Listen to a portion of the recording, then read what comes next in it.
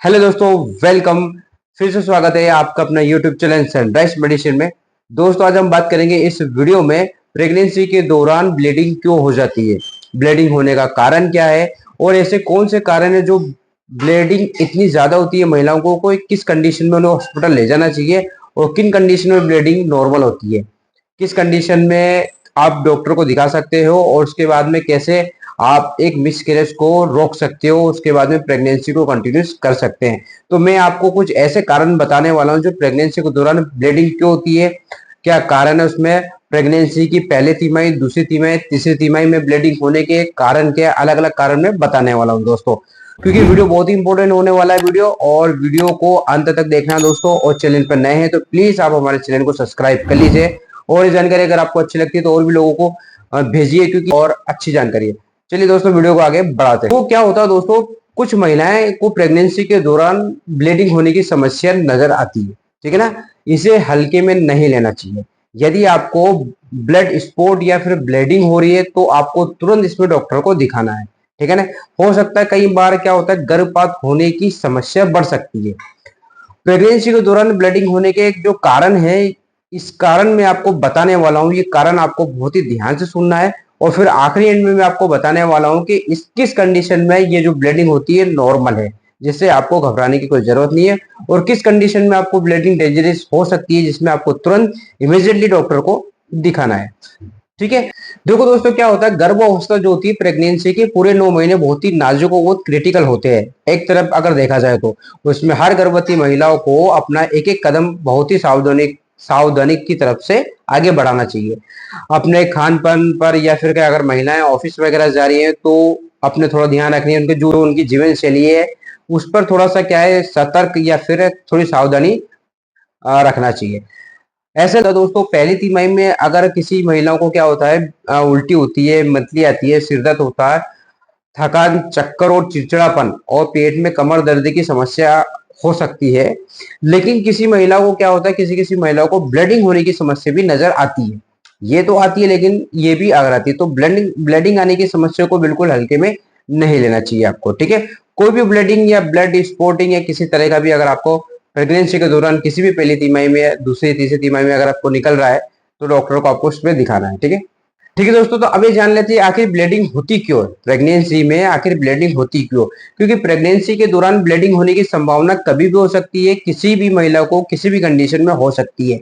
Bleeding की chances जो होते हैं प्रेगनेंसी की, पहली तिमाही में और हर एक तिमाही में अलग अलग होते हैं। किसी को पहले 3 महीने में ब्लीडिंग होती है, इसका मतलब है इंटरनल अगर कोई ब्लीडिंग स्पॉटिंग हो रही है। अगर किसी महिला को पहले तिमाही में या पहले शुरुआती जो महीने के शुरू के 3 महीने होते हैं, पहले दूसरे तीसरे महीने जो होते हैं, इसको पहली तिमाही बोलते हैं। तो इसमें अगर किसी तरह का ब्लीडिंग हो रहा है तो उनका जो ये ब्लीडिंग के अंदर इंटरनल ब्लीडिंग या क्लोडिंग हो रही है, या फिर किसी तरह की प्रेगनेंसी कमजोर हो, या फिर साथ में अगर जो आपका प्लासेंटा है, प्लासेंटा बहुत कमजोर हो, या फिर प्लासेंटा जो होता है आपके बच्चेदानी के साथ सही साथ नहीं जुड़ा हुआ, या फिर प्लासेंटा आपको जो होता है यूट्रस के साथ थोड़ा सा खिसक जाता है, तो उसमें ब्लीडिंग होने के चांस हो जाते हैं। अगर प्लासेंटा से ब्लीड अगर ठीक है दोस्तों, अगर यूट्रस से थोड़ा प्लासेंटा खसक जाता है तो उसे हम 310 अबॉर्शन कहते हैं, ठीक है। तो ये शुरुआत हो सकता है, ठीक है। तो ये जो पहली तिमाही जो होती है, पहला दूसरा तीसरा महीने में जो होते हैं, जिसे पहली तिमाही बोलते हैं हम, इसमें 310 अबॉर्शन के कारण भी ब्लीडिंग हो सकती है, जिसे हम 310 अबॉर्शन कहते हैं। यानी कि यूट्रस जो होता है प्लासेंटा थोड़ा खिसक जाता है, खिसक जाने के कारण जो होता है उनकी प्रेगनेंसी कमजोर होती है, इसके कारण ब्लीडिंग हो सकती है। दूसरी तिमाही जो होती है दोस्तों, दूसरी तिमाही में जो ब्लीडिंग होती है उसके कारण अलग होते हैं। क्यों होते हैं? क्योंकि उसमें पहले तिमाही की तुलना में जो ब्लीडिंग की जो क्लोडिंग होती है वो बढ़ जाती है, ठीक है, पहली तिमाही में। लेकिन दूसरी तिमाही में जो ब्लीडिंग हो सकती है उसका कारण अलग हो सकता है, क्योंकि उसमें या तो किसी महिला को ब्लड प्रेशर की समस्या हो सकती है जिसके कारण भी ब्लीडिंग हो सकती है, या फिर उसके बाद में जो ट्विंस प्रेगनेंसी होती है जिसे हम जुड़वा बच्चे कहते हैं, ऐसे मामलों में भी ब्लीडिंग हो सकती है। तो ऐसे मामले में महिलाओं को थोड़ा सा अलग ध्यान रखना पड़ता है, और इसमें क्या डॉक्टर की देखरेख में इनकी प्रेगनेंसी को कंटिन्यूस करने कर सकते हैं, ठीक है। जो होती है यानी कि आपका सातवां आठवां जो 9वां महीना होता है, इसमें क्या होता है, आपका जो प्लासेंटा है, प्लासेंटा थोड़ा क्या नीचे खसक खसक के आ जाता है, जहाँ पे सर्विक्स जो होता है जिसे हम बच्चेदानी का मुंह बोलता है, तो वो वहां पर आ जाता है, तो उसके कारण क्या थोड़ा थोड़ा ब्लीडिंग चालू हो जाती है। तो अगर ऐसी कंडीशन में अगर ब्लीडिंग हो रही है तो तुरंत महिला को डिलीवरी के लिए संकेत मिल जाती है, या फिर डिलीवरी करानी पड़ती है, या फिर डिलीवरी के लिए वो तुरंत तैयार हो जाती है।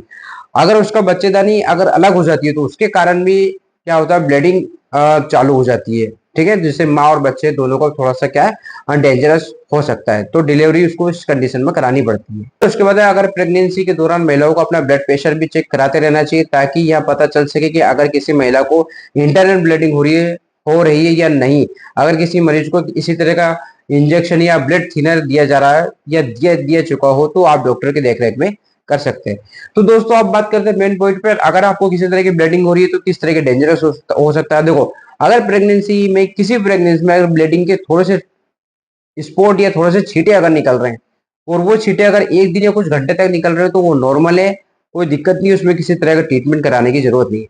अगर किसी ये अगर यही स्पर्टिंग ब्लीडिंग अगर फ्लो के साथ ब्लीडिंग हो रही है, या थोड़ा ज्यादा हो रहा है, या फिर एक दिन से ज्यादा निकल रही है, दो दो दिन से 3 दिन से अगर लगातार ब्लीडिंग हो रही है, स्पॉटिंग या क्लोडिंग निकल रहा है, तो आपको इस कंडीशन में तुरंत डॉक्टर को दिखाना है, ताकि ये मिसकैरेज होने से हम इसे रोक सकते हैं, प्रेगनेंसी को कंटिन्यूस कर सकते हैं, अगर ज्यादातर कंडीशन में डॉक्टरों के अगर देखरेख में होता है।